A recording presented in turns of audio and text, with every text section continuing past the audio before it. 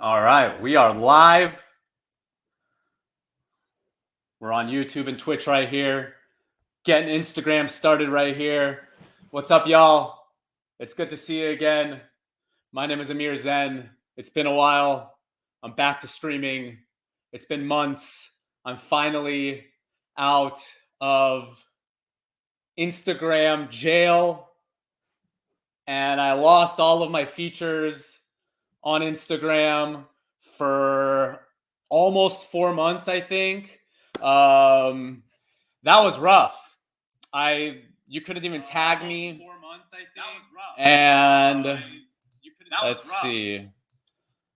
I am streaming right now on Twitch, YouTube, and Instagram right over here. So if y'all have any questions, please ask in the comments. Let's chat. Today I'm going to be talking about current events.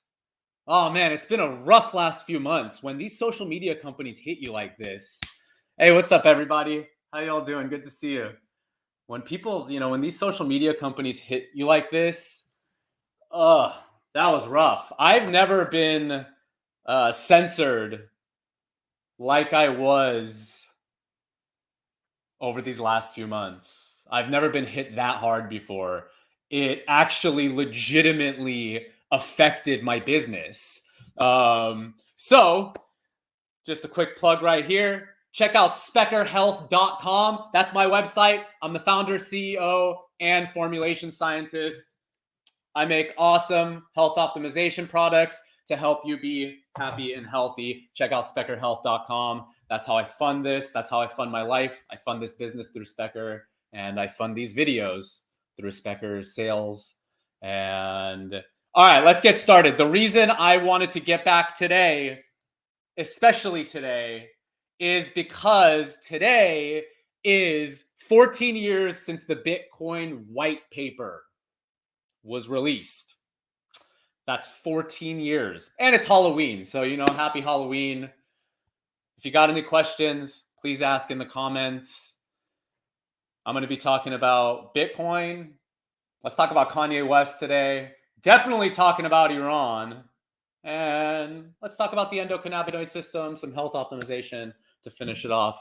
Like I said, if y'all have any questions, please ask in the comments. I am definitely going to be streaming more and more over these next few months, especially over these next few years. I've been, looking into more streamers and stuff recently in spaces that I am well versed in, and I feel like there's a very big gap in the streaming space right now. So, I am here to fill that gap. And like I said, I couldn't really do that on Instagram when I was blocked. You couldn't search me, you couldn't tag me. I wasn't showing up in people's uh, stories or feeds. Again, like I said, I've never been hit like that before. Before we get started, I love starting these videos, the streams I do, talking about cryptocurrency prices, because usually the times that I'm making these videos the most are actually, ironically, weird now that I think about it, during bear markets the most. So I guess, I don't know, when the hype's up, I feel like I don't really need to say much. And whatever I say during the bull markets, people don't really listen. They don't take the advice that I give because there's so much euphoria in the market that you don't listen until you lose a lot of money. You got to go through that cycle of 1 or 2 times, and then then you'll realize what my Twitch. This is the first time I'm streaming on Twitch in a while too. Okay. So cryptocurrency prices. Look at this. We got $20,512 for Bitcoin right now. So essentially, we're looking at prices at the height of, the second to last bull market. So if you want to put that into perspective of a good time to potentially dollar cost average Bitcoin, this is probably a good time to start, but that's not financial advice, as always. So let's see. Ethereum is at $1,580. Binance is at 330. XRP is number 6 right now. That is, wow, 46 cents. Doge had a big run last few days since Elon Musk. Oh, we should talk about Elon Musk too, and Elon Musk and Twitter. Oh man, there's so much to talk about. I feel like I've been doing y'all a disservice by not being here more. Cardano's 9 at 40 cents. Solana is 10th at $32. You will definitely see this top 10 change, but one thing will stay certain: Bitcoin will stay number one.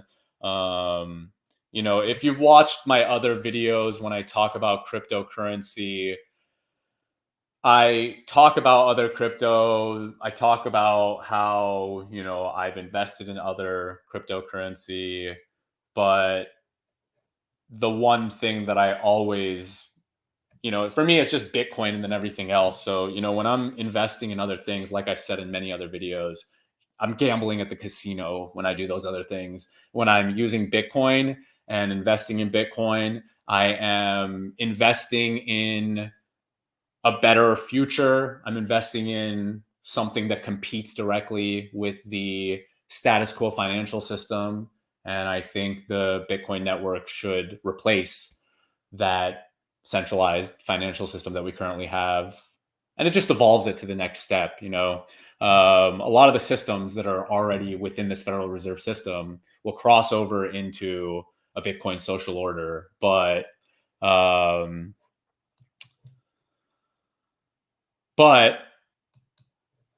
things will look a little different. A lot of financial institutions and industries, like niche industries, won't exist anymore because many of them are solely predicated off the this current Federal Reserve fiat financial system. So going back to Happy White Paper Day, Happy Halloween, 14 years. I remember when this first came out. I remember reading the Bitcoin white paper when it first came out. I mean, if you were, around during the Ron Paul days, we were pretty much among the only people who knew about Bitcoin for the first, I'd say, like 4 or 5 years. I'd say in 2014 was the year that Bitcoin really started getting more mainstream appeal. Before that, it was pretty like just generally in freedom circles, like heavy freedom circles, like the ones I frequent. So I'm just going to read you this a little bit from Cointelegraph.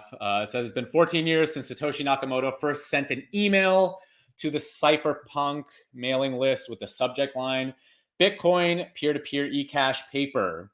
eCash.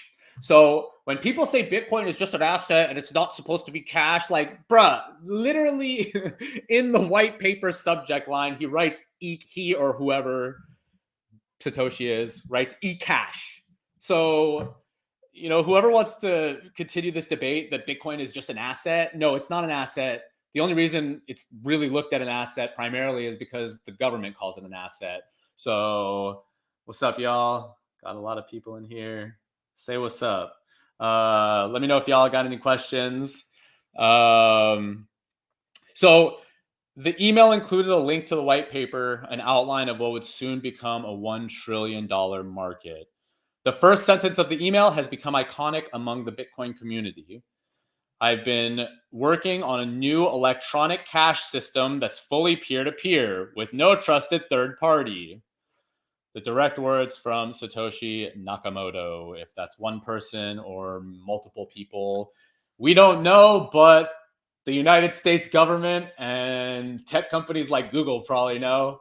And one day we might be lucky enough to find out as well. I kind of like the mystery and not knowing who Satoshi is. I think it gives Bitcoin the appeal that it has, but I think part of the story would be cool when we do find out who Satoshi really is. That all being said, the next thing I would like to talk about, this keeps going out of focus. This is one of the things that's brought me back to video is Iran. Shout out to my Iranian brothers and sisters over there, currently fighting for freedom. Keep going strong. You got our support out here. I've been posting, on my stories and stuff about Iran and sharing what I can. But obviously, I want to start speaking on video in more detail about this because it's a very big moment that's happening in Iran right now with, Viva Iranians. Yes. That's one of the comments right here. I am really big into Iranian history. Iranian history, arguably, the Western civilization that we know today was founded in Iran. One could make the argument, which I do, that Western civilization started in Iran. Western civilization as we know it started in Iran. So what's happening in Iran is very important for what's happening in America because we share a lot of cultural similarities between each other. We got a poor connection over there. Let's see. All right.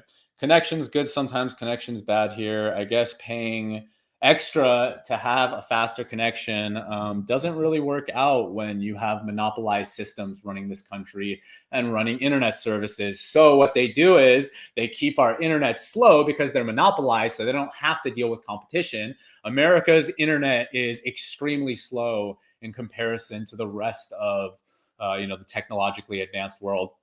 What's up, everybody in the chat right now? If you have any questions, comments, what's up, y'all? It's good to see everybody's name in here right now. Like I said, it's been a long time. I've been shadow banned for so long, and now I'm not anymore. So it's just good to see the engagement again, my homies.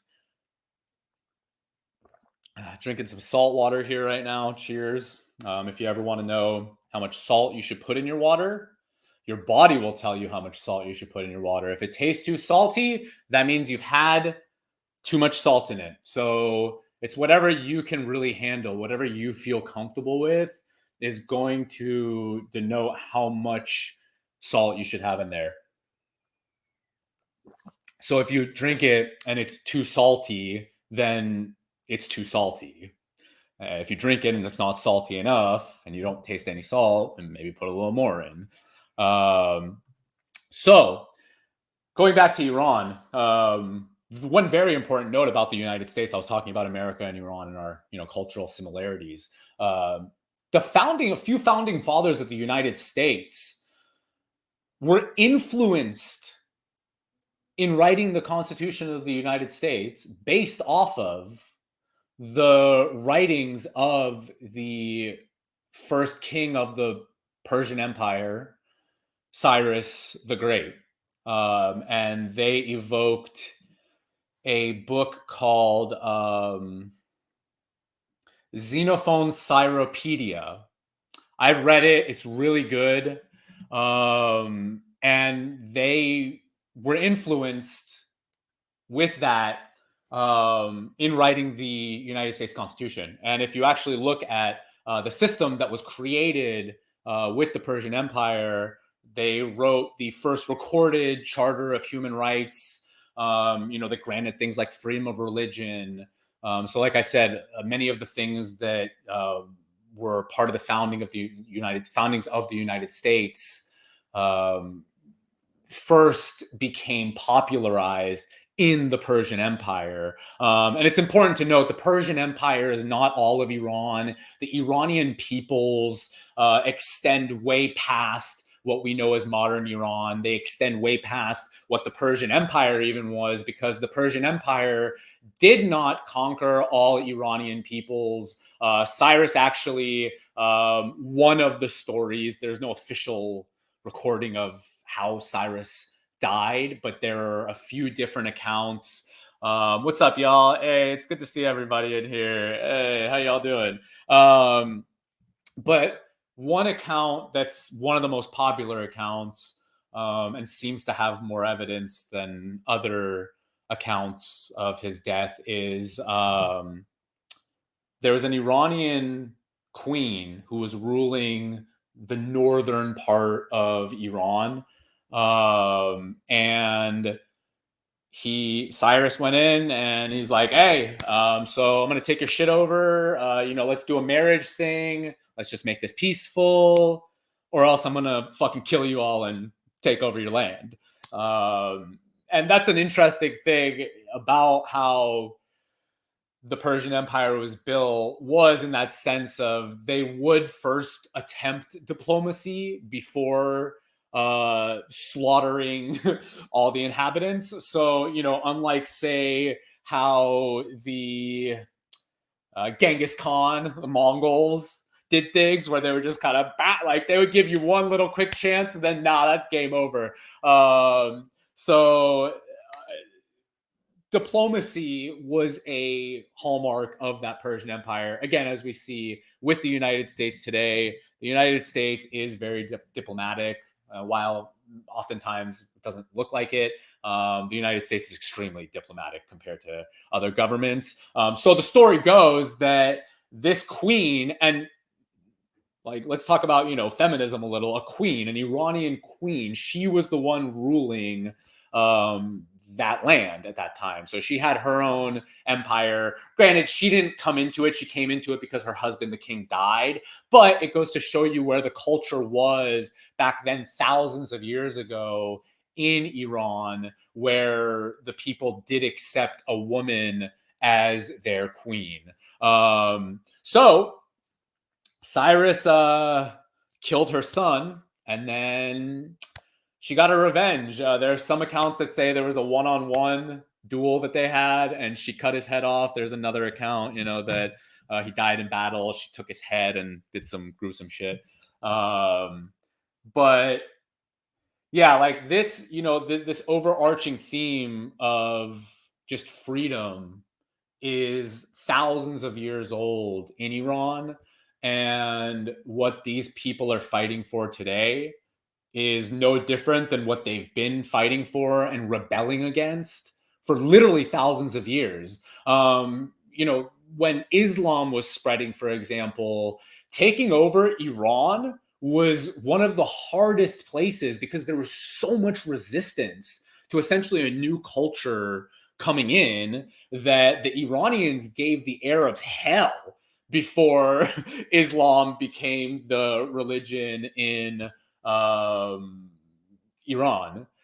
And that's just one account. There's so many different accounts throughout Iranian history of just rebellious spirits and freedoms that were granted on levels that no other government other than like the United States thousands of years later have really granted. In the grand scheme of, hey, what's up, Greg? How you doing?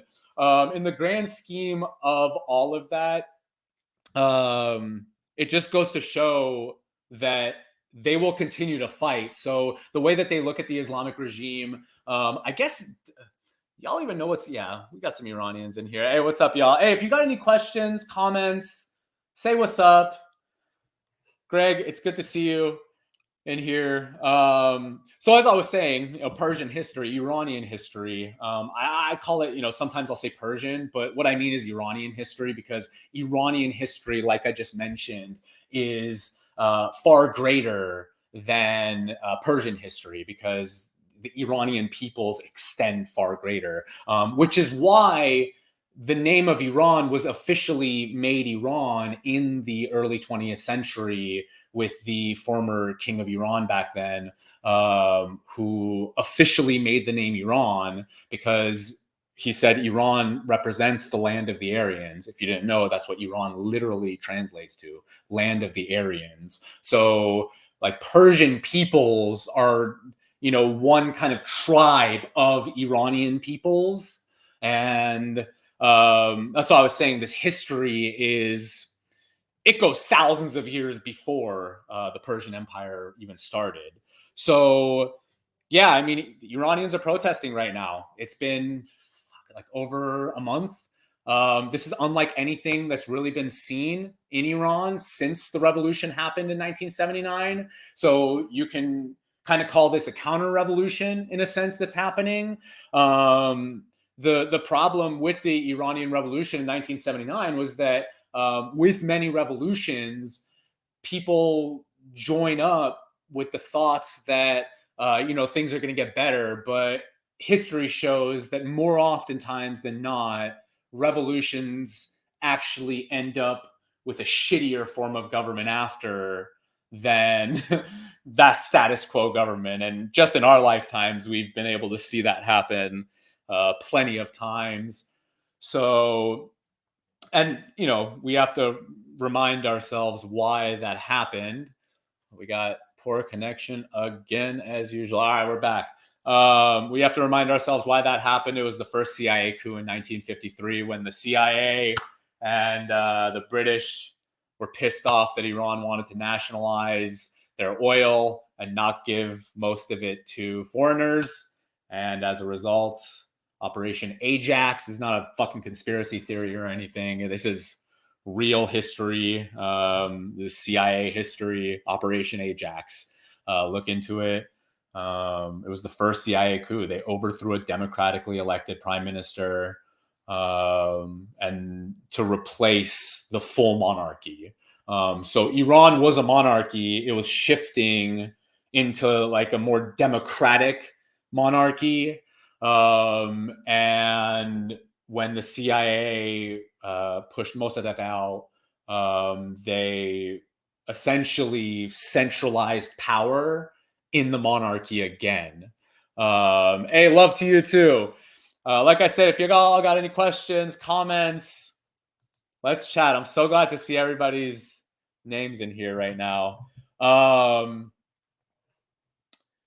Yeah, so if you've seen the videos, Iranians are fighting. There's so much support right now from the world. I think it's great that governments aren't getting too involved right now. Interestingly enough, I remember in 2009 during the Green Revolution protests in Iran, Obama didn't really do shit either. I think it's an intelligent policy play to tread carefully, especially in the current standpoint when they're involved in nuclear talks. So, in that sense, you don't want to really step on the toes of the people that you're trying to be diplomatic with if you're not sure where that protest movement is going. So, from a policy standpoint, I gotta say that's a good on America. Even though anybody who knows how world events and the United States government and just intelligence agency in general work, there are probably at least a dozen different foreign intelligence agencies in Iran right now, doing their thing. So, get another sip of my salt water. And got to have my midstream CBD break and my shameless plug, specterhealth.com. Check it out, y'all. God, that's good.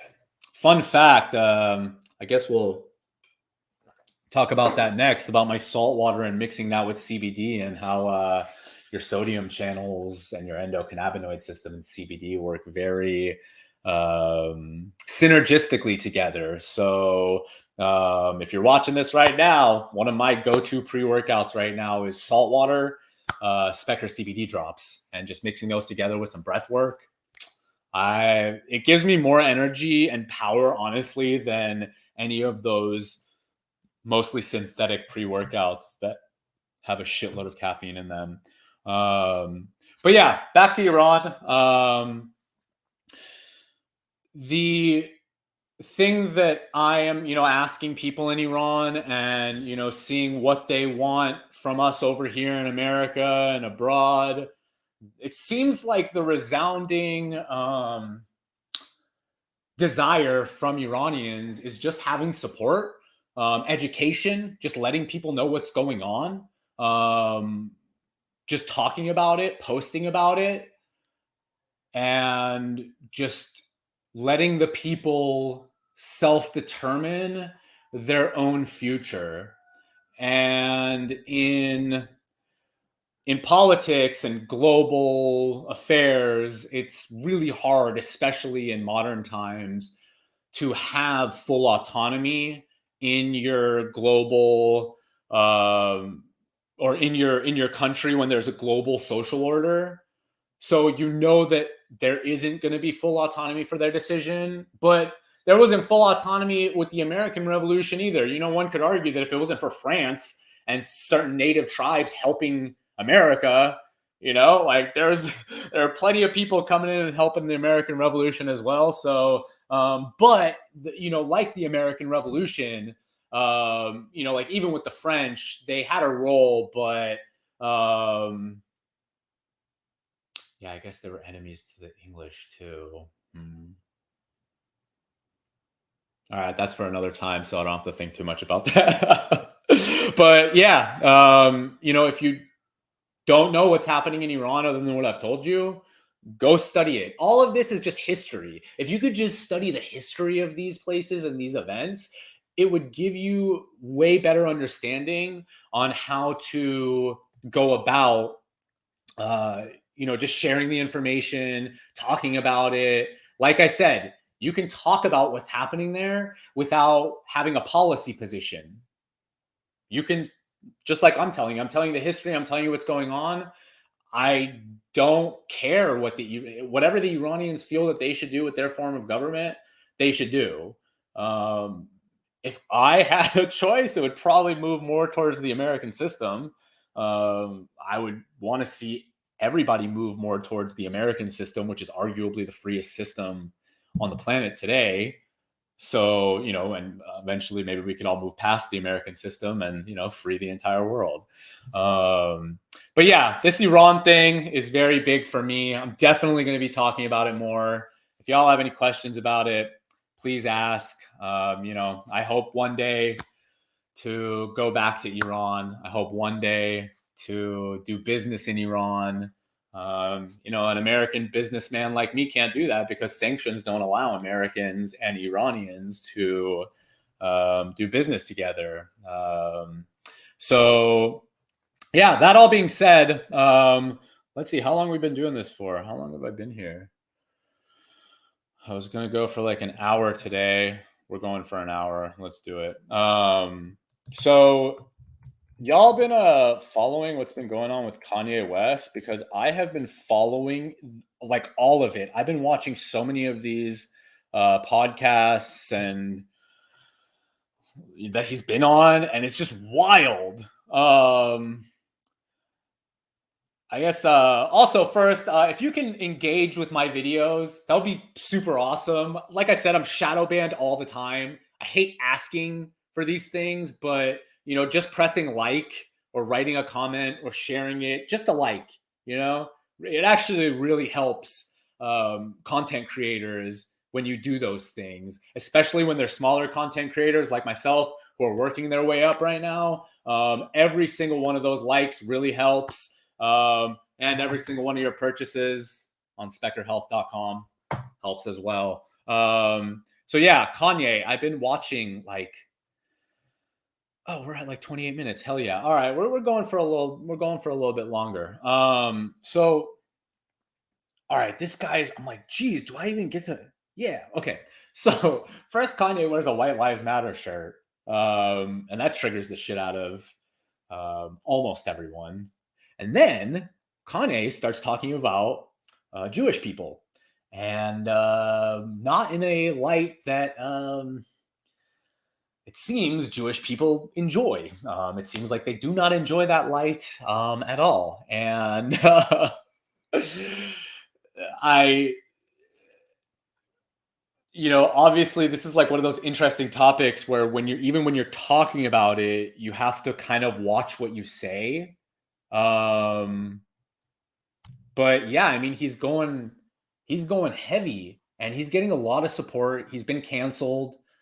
I actually just saw, you know, people are saying that he's lost his billionaire status, but I actually just saw a thing that was talking about how he has more money now, or after this is all done, um, than before.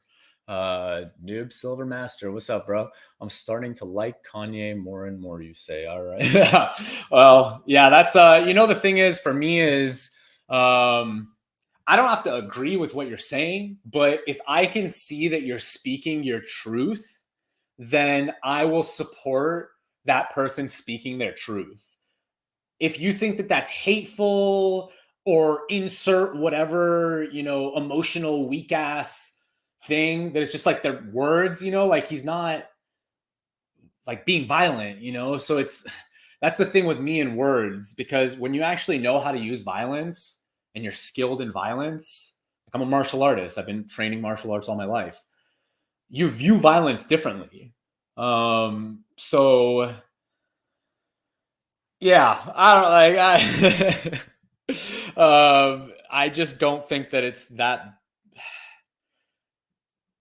when you make it this big of a deal, you prove people's point. My whole thing is if they're words and they're just words, then have the conversation. If you want to censor and drown out people's words, well, like I said, I've been censored here on Instagram for months and months and months because I literally posted a PubMed study screenshot with a meme that I made. A government study about those things, a government study on .gov website with just a funny meme that I made. Within like 15 minutes, everything was gone because they don't want to have, and when I say they, it's just the censors, whoever the fuck they are. Like, I don't give a fuck what your religion is. It's like, if you're doing that shit to me, then, it's like, that's kind of where my thing is. Like, the whole, like, I understand the whole collectivist mindset, but, I just never collectivize really, or I try very hard not to. So when I think about it, I think it's like, okay, who owns these companies directly? And that's what a lot of people are saying back to Kanye. But I understand the shock factor in saying things in the way that Kanye is saying things because it gets people listening. I have been called an anti-Semite so much in politics. Like during my era in politics, like people literally wrote hit pieces about me being an anti-Semite. Like there was an article, it was the title name, Republican chairman, me, associates with radical anti-Semitism. They were writing that about me. I had a Jewish girlfriend at that time. So it's kind of got to that point where it's like when you cry wolf enough times on the people who weren't even doing that shit like me, then when it actually comes down to the serious shit, then nobody fucking cares anymore.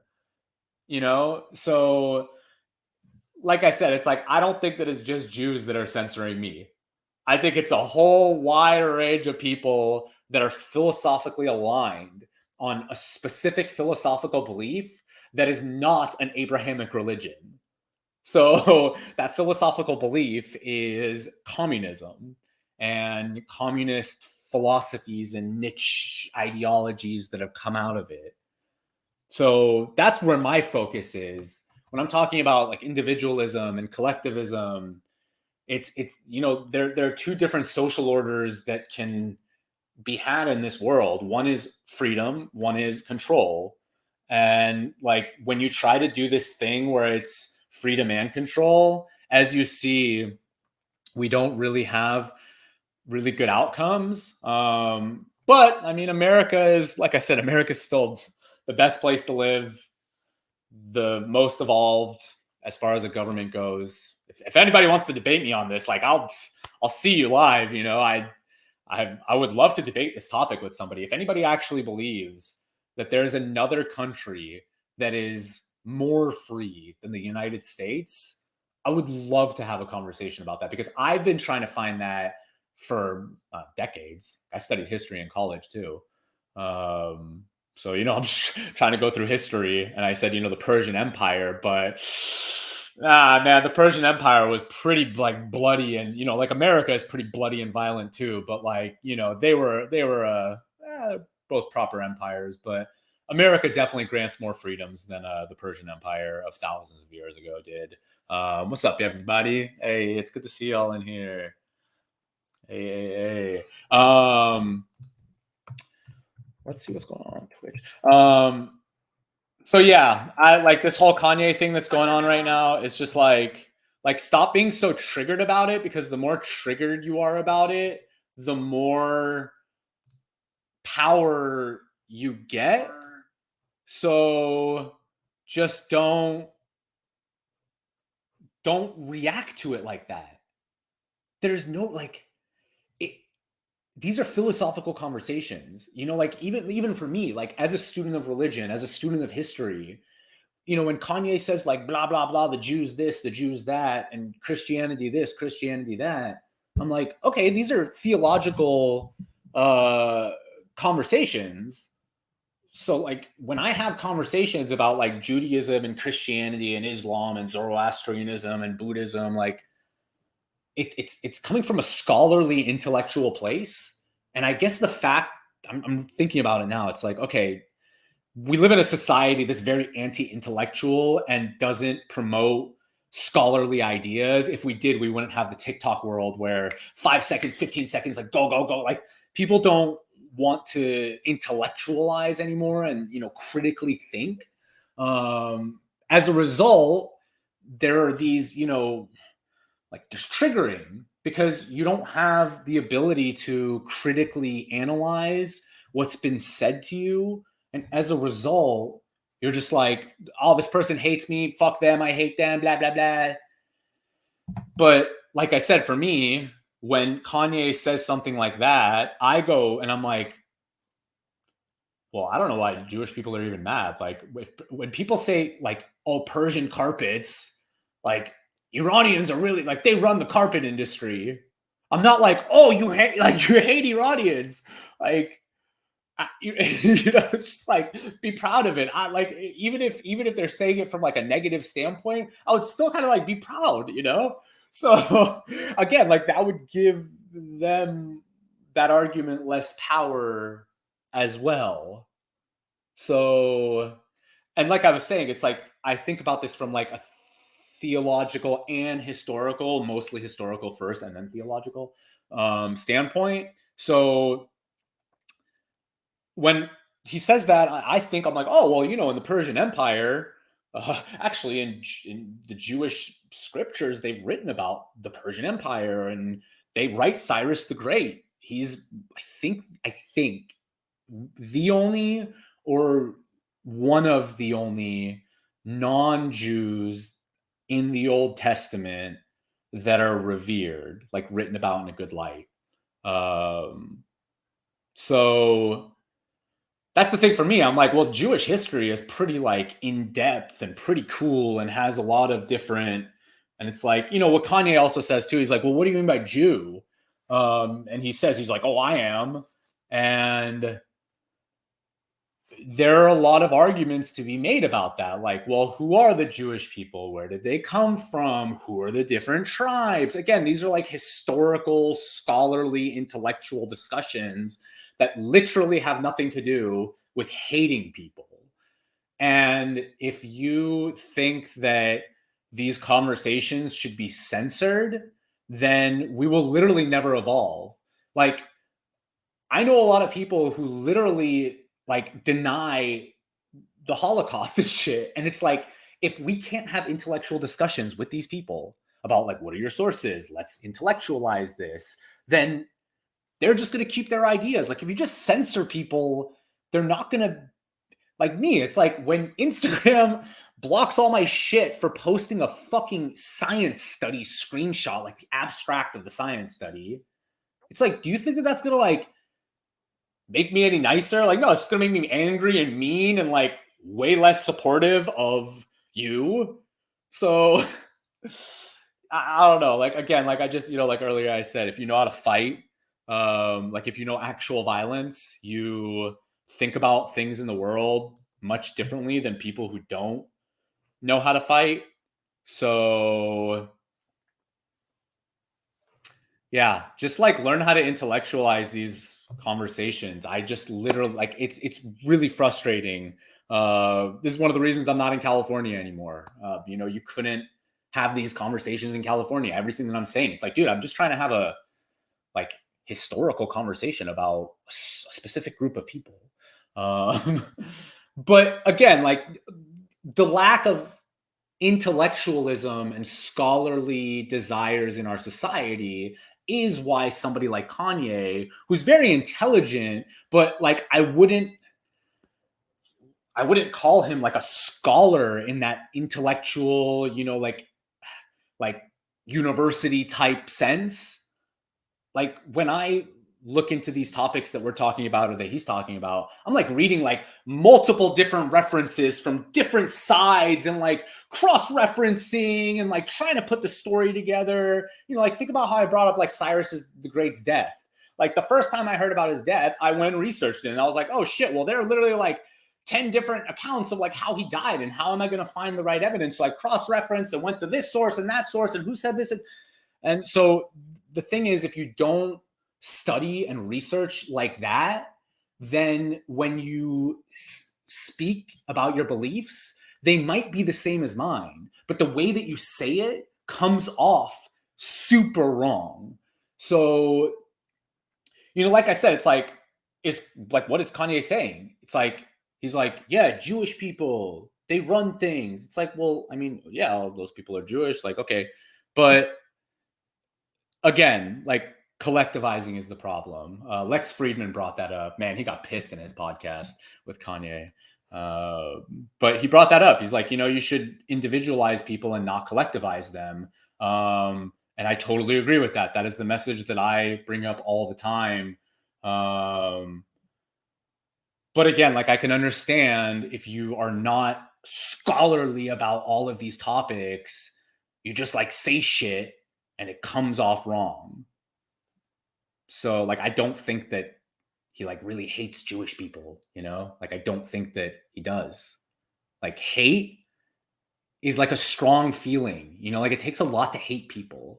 So I don't know. Like I could be wrong. I could be wrong, but from what I've seen, it seems genuine and it seems like he needs somebody, I guess, to like guide him into the right scholarly path to be able to better understand that topic. Like I was bringing up Jews in the Persian Empire. Like Jews were actually like one of the top groups in the Persian Empire. They were one of the most protected and wealthy and powerful groups in the Persian Empire. But if it wasn't for the Persian Empire, the Babylonians would have genocided all of them. So, like, again, these are historical, scholarly discussions about the history of the Jewish people in Iran before the building of the Second Temple, which was sanctioned and paid for by that Persian king. So, this is like actually, this is the interesting thing about Iran and Israel as well, which is that, there could be an argument that monotheistic Judaism as we know it today formed in Iran in that era, because there's evidence to show that Judaism prior to that era, in times past, was more of a polytheistic religion. Again, you see how cool it is to just have theological and historical conversations without being called an anti-Semite. Like, it's like, but like I said, I've been called an anti-Semite for literally nothing. So when I was dating a Jewish girl, so, like I said, this is when you cry wolf, like, am I anti-Semitic for talking about Jewish history in Iran or the Old Testament and what they said about Iranians? Like, no. So that's the thing. It's like, I guess we should be more open to having conversations about Jewish history because it's a pretty cool history. It's like pretty respectful, man. Like, the motherfuckers have survived, bro. Like, they've survived and thrived as a very small minority group for thousands of years. Like, whatever you think about them, it's like you can respect that, right? Let's see. precious metal trade and most of the international banks all leads back to the 13 royal bloodlines. Yeah, like, see, like, you brought up Ty. What's up, man? You brought up like 13 royal bloodlines. Like, these are like historical, fun conversations that I like to have. So it's just really frustrating when this whole like, you hate blah blah, you're racist, you're anti-Semitic. Like, bro, let's just have a fucking discussion. Like, let's just talk again. I miss America. I miss the America where we would just talk like that. That was the America I grew up in. And now, well, the South is different. I noticed in the Southern United States, there's still definitely more room for conversations, just basic conversations. But like I said, in places like California, it's like total decay of society in the state, which hopefully, things can come back. But, like I said, as a student of history, when societies degenerate, it takes a long time or a major event to change that. I mean, one could just look at what Russia looks like after the collapse of the Soviet Union. So yeah, it takes a long time. And like, look, it's like it never actually like gets better. But like, I don't, like I keep thinking about it too. Like, what is the answer? It's just education. Again, if we were allowed to have these conversations more freely, that's really what's been taken from us in modern America. It's intellectualism. We're not allowed to have scholarly intellectual conversations anymore. And if you do, you literally get blocked and censored. And if you ask the wrong question, like, remember we grew up and they were, we always told there's no such thing as a dumb question. And now it's just like, if you ask a slightly incorrect question, then your bank account's gone, everything's gone. If you're in a business like mine, like, I don't know if y'all know this, but if you are in a business that sells CBD, you're blocked from pretty much every major corporation. Like, I was thinking about it today and I was like, yo, shout out to Shopify for being one of the few companies. And a lot of features are blocked. You can't like connect into apps and certain things if you're a CBD company, but like, shout out to Shopify for allowing CBD players on their platform, because literally almost every other major corporation blocks us, which makes it extremely difficult to grow a company, especially when you're bootstrapped and self-funding. Like, being a bootstrapped self-funding entrepreneur is hard enough as is, doing any other business. But then when you add bootstrap self-funded entrepreneur, but almost every single major corporation blocks you from doing business in the same way that every single other player in the market gets. It's like, damn, man, that's kind of hard, but I ain't going nowhere. Well, let's see. All right, I'm going to end this off with a little discussion. Hey, we got Cena in here. What's up, bro? How you doing, man? I was just thinking about you, actually. We have to hang out, man. Got you in my I see you, bro. But yeah, I wanted to finish this off, talking about CBD. This is the topic I like, health optimization.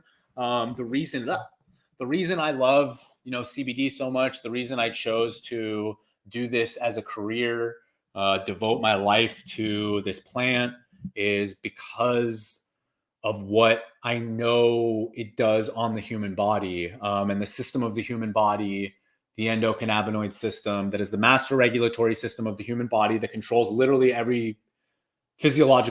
nearly every physiological function of the human body, from lifting my hands to blinking my eyes to smelling to tasting to reproducing to everything in between. So, I'm feeling like one of the big things that's continued to happen because of the reefer madness, the villainization of the cannabis plant, is that people don't understand the powers of this plant. They don't understand what THC does to the body. They don't understand what CBD does to the body. And this kind of goes into that whole censoring thing. It's all the same. These are all the same philosophical group of people that are censoring my business, that are censoring my scholarly speech, that are censoring my desire for, scientific exploration.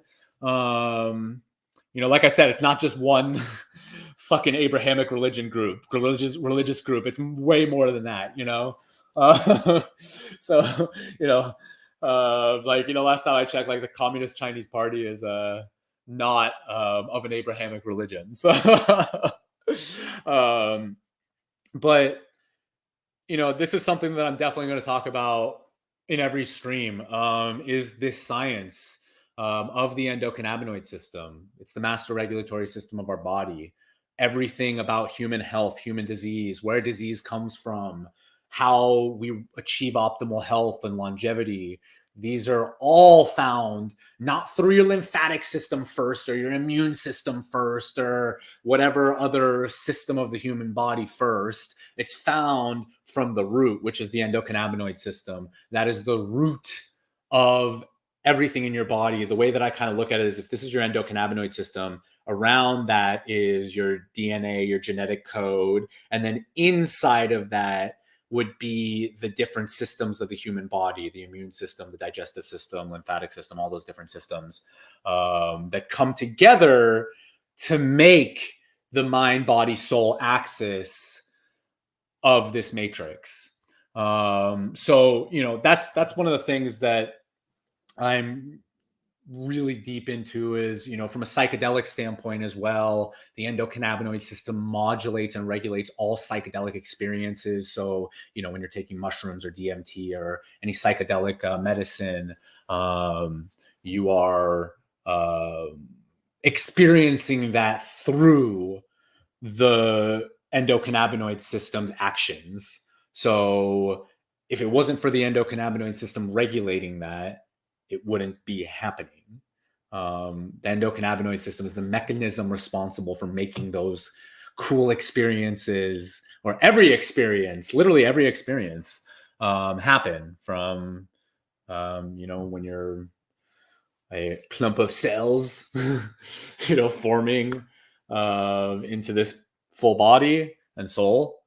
The endocannabinoid system is responsible for so much of that. So that's pretty much why CBD is the supplement that I use most, my primary health supplement, because when you understand how the endocannabinoid system functions, you understand that you don't need to have all these like immune targets or digestion targets.